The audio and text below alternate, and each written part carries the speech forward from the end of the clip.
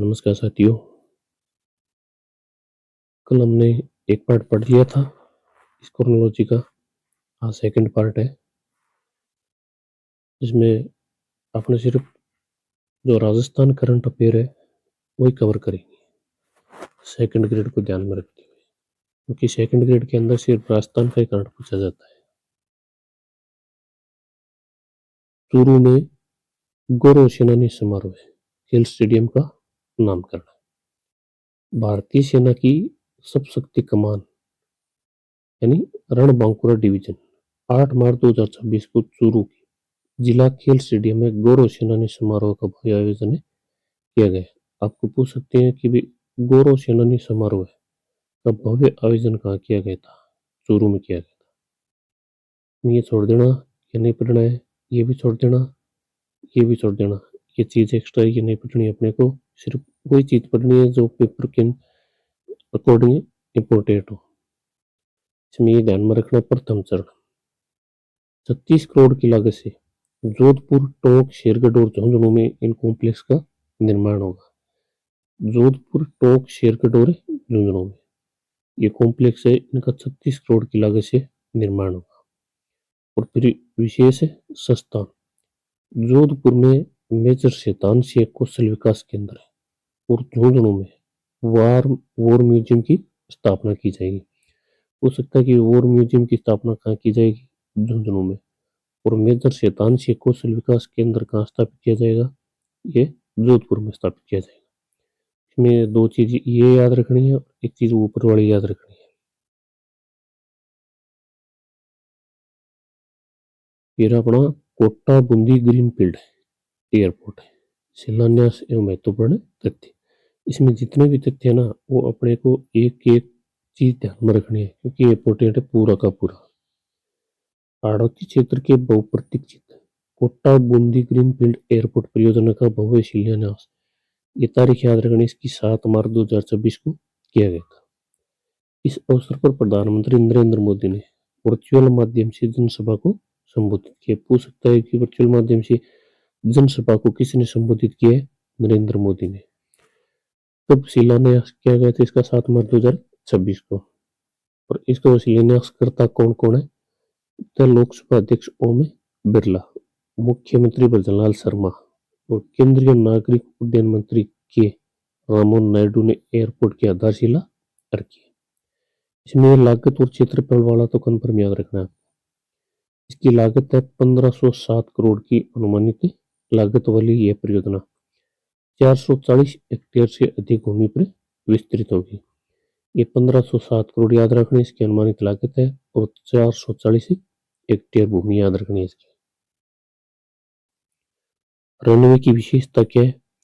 3200 metre लंबे runway का निर्माण होगा, जिसमें A321 श्रेणी के बड़े विमान यहाँ आसानी से लैंड कर सकेंगे। इसका संचालन लक्ष्य क्या रखा गया? एयरपोर्ट से नियमित विमान सेवाओं का संचालन वर्ष 2027 तक शुरू करने का लक्ष्य रखा गया। यहाँ आपको ये वर्ष है ना, ये चेंज करके दे सकता है पेपर के अंदर, याद रखनी है।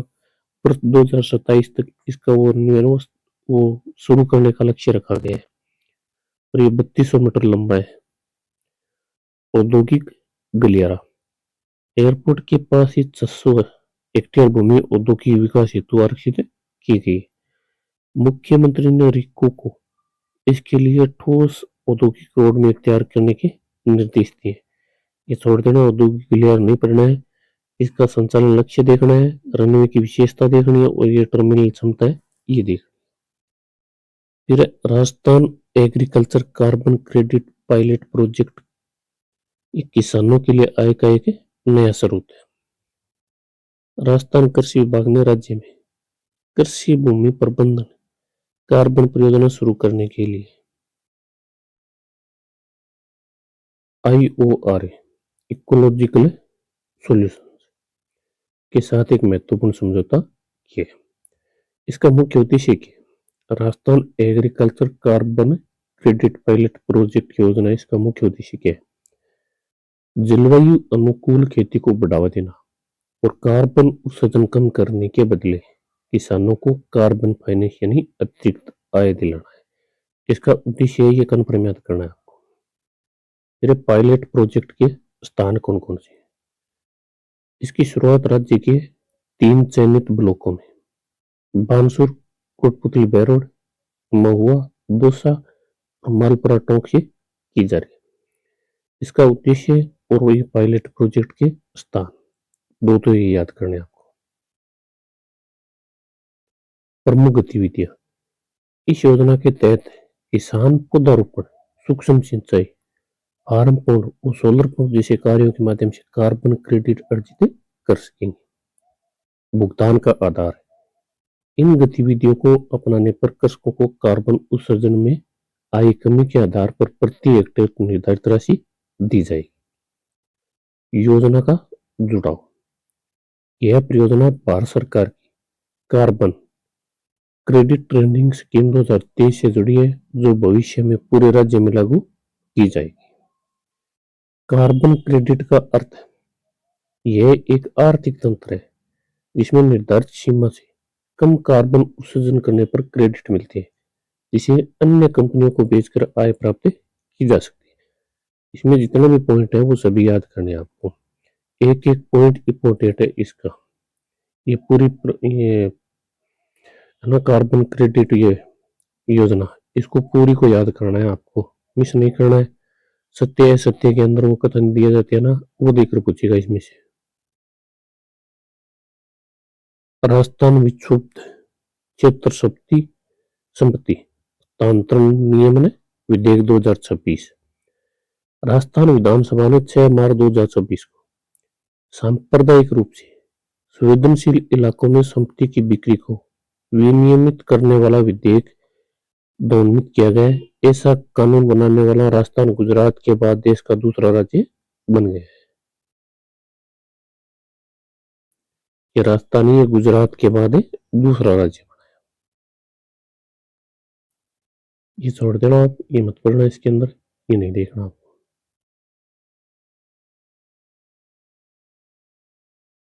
यहाँ पे ये चीज देखनी, इसमें सिर्फ आपको ये दो चीज देखनी है। एक तो समय सीमा, आवेदन का निर्णय 3 माह के भीतर करना होगा। इसे विशेष मामलों में बढ़ाया जा सकता है। भविष्य में पुनर्विकास के उद्देश्य से संपत्ति विक्रय तो भी अनुमति आवश्यक होगी। एक तो ये समय सीमा बड़ा याद रखना, और एक है फिर कठोर दंड प्रावधान। नियमों के उल्लंघन पर 3 वर्ष से 5 वर्ष के कारावास और न्यूनतम 1 लाख या संपत्ति के मूल्य का 10% जुर्माना। मूल्य का 10% जुर्माना दिया हुआ, ये एक संज्ञेय और गैर जमानती अपराध है। इसके आप ये दोनों पॉइंट याद कर लेना, कठोर दंड प्रावधान वाला और समय सीमा वाला। फिर राजस्थान दुकान और वाणिज्यिक प्रतिष्ठान में संशोधन विधेयक 2026 के इस विधेयक में क्या क्या संशोधन किया गया है। बच्चों के लिए, बूढ़ों के लिए कितनी छुट्टी रखी गई, इसमें कितने कार्य भार बढ़ाए गए, वो चीज मिलेगी। राजस्थान विधानसभा ने 5 मार्च 2026 को राजस्थान दुकान और वाणिज्यिक प्रतिष्ठान में संशोधन विधेयक 2026 को पारित किया। वर्ष 1958 के मूल अधिनियम में महत्वपूर्ण बदलाव करता है। कौन से अधिनियम में? 1958 के मूल अधिनियम। इसकी कार्य अवधि क्या है? दैनिक कार्यों के घंटों को 9 से बढ़ाकर 10 घंटे किया गया, यानी जो दिन का कार्य है वो 9 घंटे से बढ़ाकर 10 घंटे किया गया। और इसकी साप्ताहिक कार्य सीमा वो अधिकतम 48 घंटे रखी गई। साप्ताहिक कार्य सीमा अधिकतम कितनी है? 48 घंटे। फिर है विश्राम है अंतराल, अब लगातार 6 घंटे, ये पहले कितने थे? 5 घंटे थे। काम करने के बाद कम से कम आधे घंटे का विश्राम देना अनिवार्य होगा। लगातार काम करेगा 6 घंटे, ये पहले 5 घंटे था, उसके बाद में कम से कम आधे घंटे का विश्राम देना अनिवार्य किया गया। और ओवर टाइम में वृद्धि, प्रति तिमाही ओवर टाइम की अधिकतम सीमा को 50 घंटे से बढ़ाकर 144 घंटे कर दिया गया। मेरे हिसाब से शायद पीछे पेपर हुआ था, उसके अंदर ये प्रश्न पूछा गया है। 144 घंटे कर दिया गया 50 घंटे से बढ़ाकर। इसमें जितने भी एक एक पॉइंट है वो सभी याद करने हैं आपको। कार्य अवधि, विश्राम अंतराल, ओवर टाइम में वृद्धि, एक भी पॉइंट है ना वो इसमें मिस नहीं करना है। इसमें वो सत्य सत्य वाला कथन देके पूछेगा कन्फर्माई। फिर प्रशिक्षु की आयु, बाल अधिकारों के संरक्षण हेतु प्रशिक्षु की आयु न्यूनतम 12 वर्ष से बढ़ाकर 14 वर्ष की गई। 12 वर्ष से बढ़ाकर इसमें 14 वर्ष कर दी। फिर किशोरों के लिए नियम, 14 से 18 वर्ष के किशोरों को वाणिज्यिक प्रतिष्ठानों में रात के समय काम करने की अनुमति नहीं होगी। ये चीज ध्यान में रखनी है भाई। 14 से 18 वर्ष के किशोर है, उनको रात के समय काम करने की अनुमति नहीं मिलेगी। और फिर है महिला कर्मचारी। महिला कर्मचारियों के लिए रात की शिफ्ट में कार्य करने से संबंधित मौजूदा नियमों में कोई बदलाव नहीं किया गया। इसमें जितने भी ये फैक्ट दे रखे हैं, तथ्य दे रखे हैं, एक एक तथ्य याद करना है इसमें। आरपीएससी आज के टाइम में जिस हिसाब से पेपर बना रही है ना, उसमें ये सभी तथ्य इंपॉर्टेंट है। यहाँ 14 वर्ष से 18 वर्ष है तो इसमें 12 से 16 कर देगा, यहाँ 10 से 14 कर देगा। महिला कर्मचारियों वाला इसमें कोई बदलाव नहीं है, लेकिन वो कुछ भी दे सकता है इसके अंदर। और यहाँ 50 घंटे की जगह वो 144 घंटे की जगह 140 दे सकता है, 167 दे सकता है। एक एक चीज याद करनी है इसमें से आप।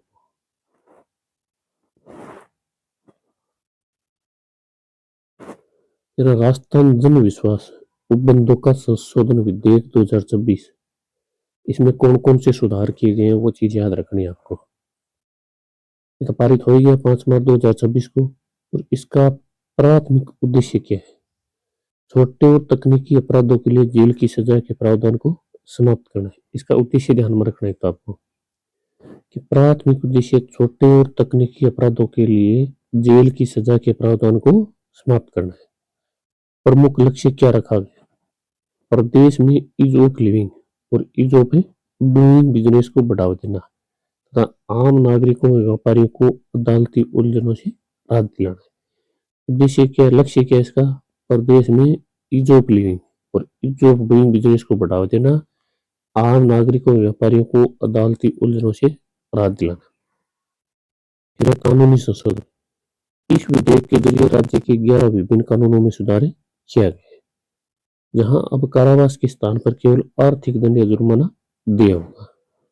11 विभिन्न कानून है, उनके अंदर सुधार किया गया। इनमें ये दे रखे तो वन अधिनियम 1953, अनजाने में मवेशी चराने जैसे सामान्य अपराधों के लिए अब कारावास का प्रावधान हटाकर केवल जुर्माना तय किया गया। जहाँ प्रतिबंध होता है वहां पे ये मवेशी चराते हैं ना, उनकी जगह पहले कारावास का वो प्रावधान था, अब उसको हटाकर सिर्फ जुर्माना किया गया।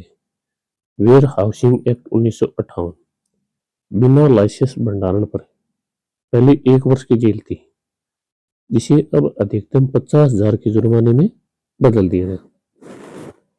पहले 1 वर्ष की सजा थी, अब उसको घटाकर 50,000 के जुर्माने में बदल दिया गया।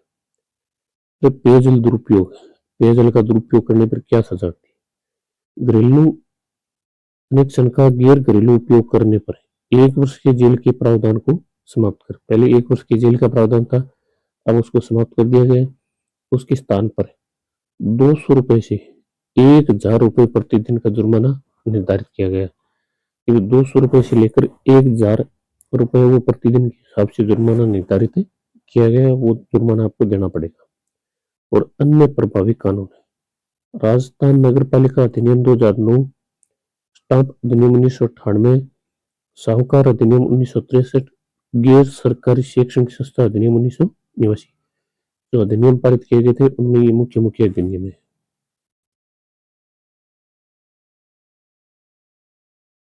वैधानिक स्थिति क्या है? राज्यपाल की अनुमति के पश्चात यह विधेयक राजस्थान जन विश्वास अध्यादेश 2025 का स्थान लेगा। इसका स्थान लेगा राजस्थान जन विश्वास अध्यादेश 2025 का स्थान। या राजस्थान शीशा स्टार्टअप समिट 2026 पुरस्कार वितरण, ये मेरे हिसाब से छोड़ देना, ये मत पढ़ना, इसको छोड़ देना, इसको मत पढ़ना।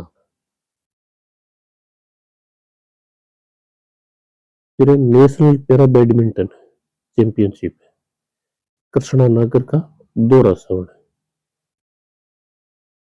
जयपुर के स्टार खिलाड़ी कृष्ण नागर ने हैदराबाद में आयोजित 7वीं senior national para badminton championship 2026 में अपनी चमक बिखेरी। कौन सी में? 7वीं senior national para badminton championship 2026 में। याद रखना, चैंपियनशिप का नाम याद रखना आपको। 7वीं दोहरी उपलब्धि, कृष्णा नागर ने प्रतियोगिता में शानदार प्रदर्शन करते हुए 2 स्वर्ण पदक यानी गोल्ड मेडल अपने नाम किए। 2 याद रखना है, एकल पुरुष एकल। इसकी प्रतिस्पर्धा ये याद रखनी है, S6 है। पीछे एक शायद RPSC का पेपर हुआ था, इसके अंदर वो स्पर्धा थी, उसका वो पूछा गया था, ये कैटेगरी पूछी गई थी कौन सी है, S6 है। सत्य असत्यवादी कथन थे, उसके अंदर दिया गया था। फाइनल मुकाबले में उन्होंने सुदर्शन MS को हराकर राष्ट्रीय खिताब जीता है। और मिश्रित युगल, इसमें भी S6 है। कृष्णा ने मिथ्या श्री सुमति सिवान के साथ जोड़ी बनाकर मिश्रित युगल में भी स्वर्ण पदक हासिल किए। यह जीत अंतर्राष्ट्रीय प्रतियोगिताओं से पहले कृष्णा नागर के बेहतरीन फॉर्म और आत्मविश्वास को दर्शाती है। प्रतियोगिता कहाँ आयोजित की गई थी? हैदराबाद। फिर मसाला औद्योगिक संगोष्ठी एवं किसान मेला 2026। अजमेर के तबीजी स्थित राष्ट्रीय बीजीय मसाला अनुसंधान संस्थान 7 मार्च 2026 को एक भव्य मसाला औद्योगिक संगोष्ठी एवं किसान मेला आयोजित किया गया है। पूछ सकता है कि मसाला औद्योगिक संगोष्ठी तो किसान मेला 2026 का आयोजित किया गया था अजमेर। उद्घाटन किसके द्वारा किया गया इसका? केंद्रीय कृषि प्रधान राज्य मंत्री भागीरथ चौधरी। एक प्रश्न ये याद रखना भी, केंद्रीय कृषि राज्य मंत्री कौन है? भागीरथ चौधरी। इस मेले का उद्घाटन किया और संस्था में नई बीज प्रसंस्करण सुविधा का लोकार्पण किया। सहभागिता, इस अवसर पर 2000 से अधिक किसानों, कृषि वैज्ञानिकों और उद्योग जगत के प्रतिनिधियों ने भाग लिया। संस्थान का गौरव, 19 जनवरी 2000 को स्थापित यह केंद्र है, वर्तमान में अपना रजत जयंती वर्ष मना रहा है। यहाँ 2400 जर्म प्लाज्मा का विशाल संग्रह मौजूद है। याद रखना है आपको, इसकी स्थापना कब हुई थी? 19 जनवरी 2000 को इसको स्थापित किया गया था। और अब की बार 2026 में इसने अपना रजत जयंती वर्ष मनाए। ये याद रखना है, गौरव का, संस्थान का गौरव। फिर है राजस्थान रॉयल, 15,282 करोड़ में बिकी फ्रेंचाइज। IPL की पहली चैंपियन टीम राजस्थान रॉयल को भारतीय मूल के अमेरिकी बिजनेसमैन कार्ल सोमानी के नेतृत्व में वाले इसने खरीदी है। कंसोर्टियम यानी ये एक समूह है, कंसोर्टियम एक समूह है कार्ल सोमानी के नेतृत्व में। राजस्थान रॉयल को खरीदा गया 15,282 करोड़। ऐतिहासिक सौदा, कार्ल सोमानी के ग्रुप ने इस टीम के लिए $1.63 बिलियन यानी 15,282 करोड़ की रिकॉर्ड बोली लगाई है, जो IPL के इतिहास का अब तक का सबसे बड़ा सौदा है। मंजूरी की प्रक्रिया क्या है? इस मेगा डील को प्रभावी होने के लिए अब BCCI की अंतिम आधिकारिक मंजूरी लेनी होगी, जो ले। खरीदार की पृष्ठभूमि, कार्ल सोमानी वर्ष 2021 से राजस्थान रॉयल में एक इन्वेस्टर के रूप से जुड़ी हुई थी। 2008 में वो यह IPL की सबसे सस्ती फ्रेंचाइज थी 2008 में, मात्र 320 करोड़, जिसकी वैल्यू अब कई गुना बढ़ चुकी है। प्राचीन ग्रंथों एवं पांडुलिपियों के संरक्षण व डिजिटलीकरण, राजस्थान में 14 लाख से अधिक प्राचीन ग्रंथों और पांडुलिपियों के संरक्षण ज्ञान भारतम मिशन के तहत विशेष सर्वे अभियान चलाया जा रहा है। कौन से मिशन के तहत? ज्ञान भारतम मिशन के तहत विशेष सर्वे अभियान चलाया जा रहा है। सर्वे अवधि क्या इसकी? यह राज्यव्यापी सर्वे 16 मार्च से 3 अप्रैल 2026 तक केंद्र सरकार के सांस्कृतिक मंत्रालय द्वारा आयोजित किया जा रहा है। नोडल अधिकारी कौन है इसका? राजस्थान संस्कृत अकादमी की निदेशक डॉक्टर लता श्रीमाली को इस सर्वे के लिए राज्य नोडल अधिकारी नियुक्त किया गया है। किसको किया गया है? डॉक्टर लता श्रीमाली को।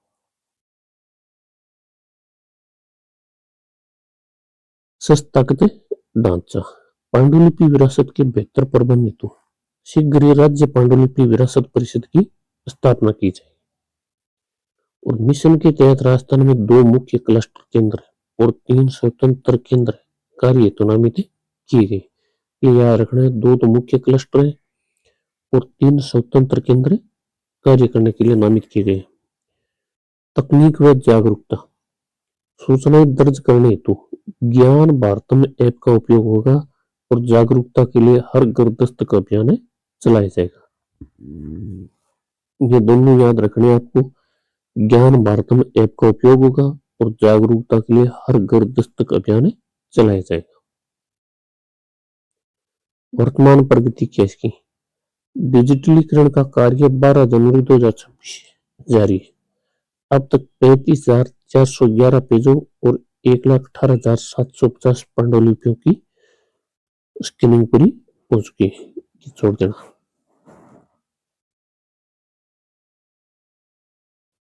फिर देश का पहला अंतर्राष्ट्रीय चर्म रोग संस्थान SMS है जयपुर। जयपुर के स्वयं मानसीय अस्पताल के चरक भवन में देश का पहला अंतर्राष्ट्रीय स्तर का चर्म रोग संस्थान बनकर तैयार हुआ है। कहां पर, जयपुर में। वैश्विक पहचान, यह लंदन के बाद विश्व का दूसरा सबसे एडवांस उत्कृष्ट संस्थान है जो डेमेटोलॉजी के क्षेत्र में उच्च चिकित्सा सुविधाएं प्रदान करेगा। अत्याधुनिक तकनीक, संस्थान में 6 प्रकार की लेजर मशीनें जैसे डायोड, फ्रैक्शनल, COS, एक्साइमर आदि स्थापित की गई है जो जन्मजात कॉस्मेटिक बीमारियों के उपचार में सहायक होगी। धन्यवाद साथियों, आज के लिए इतना ही काफी है। अपन 20-20 मिनट की वीडियो बनाएंगे ना, 20 मिनट 25 मिनट ज्यादा से ज्यादा आधे घंटे की वीडियो बनाएंगे ना तो भी पर्याप्त है। अपना करंट है ना वो आराम से कंप्लीट होगा। ज्यादा वीडियो देखने से बोर हो जाता है आदमी, इतना लंबा देख भी नहीं सकता। ठीक है, अपन छोटी छोटी वीडियो बनाएंगे और छोटी छोटी वीडियो के अंदर ही अपन करंट है ना वो पूरा कवर करेंगे। जो सेकंड ग्रेड का एग्जाम होगा, ये जो LDC का एग्जाम होगा, उससे पहले पहले अपना राजस्थान का करंट है वो कंप्लीट कर देंगे। पहले ये अंतर्राष्ट्रीय क्रोनोलॉजी पढ़ेंगे। ये कंप्लीट होने के बाद जो राजस्थान की सुजस है जिसके अंदर हर दिन 5 क्वेश्चन आते हैं, उसके बाद वो हल कराया जाएगा। तो आप थोड़ा सपोर्ट किया करो, सपोर्ट नहीं करते हो, लाइक किया करो, सब्सक्राइब किया करो, अपने दोस्तों को शेयर किया करो। धन्यवाद।